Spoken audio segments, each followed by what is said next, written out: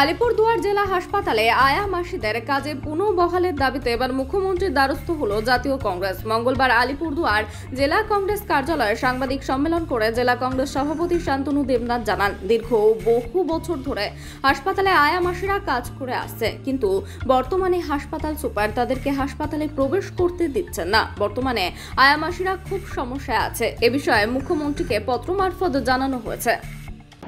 আপনারা জানেন যে গত 22 তারিখে আলিপুরদুয়ার জেলা হাসপাতালে আয়াদেরকে বের করে দেওয়াকে কেন্দ্র করে একটা উত্তেজনা তৈরি হয়। সেই জায়গা থেকে আয়াদেরকে পুরোপুরি নিষিদ্ধ করেছে আলিপুরদুয়ার জেলা হাসপাতাল কর্তৃপক্ষ। যে আয়ারা প্রায় 1972 সাল থেকে আলিপুরদুয়ার জেলা হাসপাতালে ডিউটি করে আসছিল এবং তাদের কিন্তু রেকগনাইজ করা হয়েছে আলিপুরদুয়ার জেলা হাসপাতালের পক্ষ থেকে, এবং তার একটা কপিও আমি এখানে দিচ্ছি আপনাদেরকে, যেখানে 86 সালে এই আলিপুরদুয়ার হাসপাতাল কর্তৃপক্ষই তাদেরকে রেকগনাইজ করেছে অ্যাজ এ স্পেশাল আয়া। সুতরাং আয়া শব্দটাকে যেভাবে ভিলেন করা হচ্ছে, যেখানে বলা হচ্ছে যে আয়া নিষিদ্ধ, ভারতবর্ষে এমন কোনো আইন নেই যেখানে কোনো পেশেন্ট তার পেশেন্টের সঙ্গে অ্যাটেন্ডেন্ট রাখতে পারবে না। যদি সেরকম অ্যাটেন্ডেন্ট নিয়ম থাকে, আইন থাকে, আমাদেরকে দেখাক, তারপরে আমরা সেটা নিয়ে ভাববো। এই বিষয়গুলো যে আলিপুরদুয়ার জেলা হাসপাতালে পরিতোষ মণ্ডল যে সুপার রয়েছেন, সেই পরিতোষ মণ্ডল কীভাবে নৈরাজ্য চালাচ্ছে এবং একটা ডিক্টেটরশিপ আলিপুরদুয়ার জেলা হাসপাতালে চালাচ্ছে।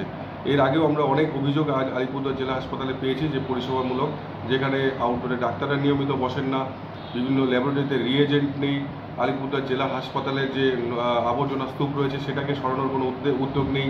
আলিপুরদুয়ার জেলা হাসপাতালে অল্প বৃষ্টিতেই সেখানে জল জমে যাচ্ছে, প্রপার ড্রেনেজ ব্যবস্থা নেই। এইরকম আমরা 7 দফা দাবি নিয়ে এবং আয়াদের যে বিষয়টা সেটাকে জানিয়ে যে তাদের উপর কীভাবে তাদের পেটে লাথি মারা হচ্ছে, কারণ এই আয়ারা এটার উপর বেস করেই কিন্তু তাদের সংসার চালান। এরকম বহু আয়া রয়েছেন, তারা কিন্তু তাদের ছেলেমেয়েদের পড়াশোনা থেকে শুরু করে সংসার খরচ থেকে শুরু করে সমস্ত এই একটা মাত্র প্রফেশনের উপর নির্ভর করে তারা চলে। আজকে তাদের পরিস্থিতি অত্যন্ত ভয়ানক।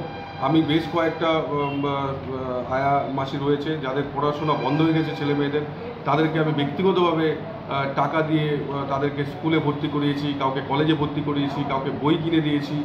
এই রকম পরিস্থিতিতে যেখানে আজকে পশ্চিমবঙ্গ সহ সারা ভারতবর্ষে বেকারত্ব চরম আকার ধারণ করেছে, সেখানে আলিপুরদুয়ার জেলা হাসপাতালে যারা মিনিমাম একটা টাকা নিয়ে তারা এইরকম নোংরা পরিবেশে তারা পরিষেবা দিয়ে যাচ্ছিল রোগীদেরকে, সেই জায়গায় দাঁড়িয়ে সুপারের এই অনৈতিক কাজকে আমরা কোনোভাবেই সমর্থন করতে পারছি না।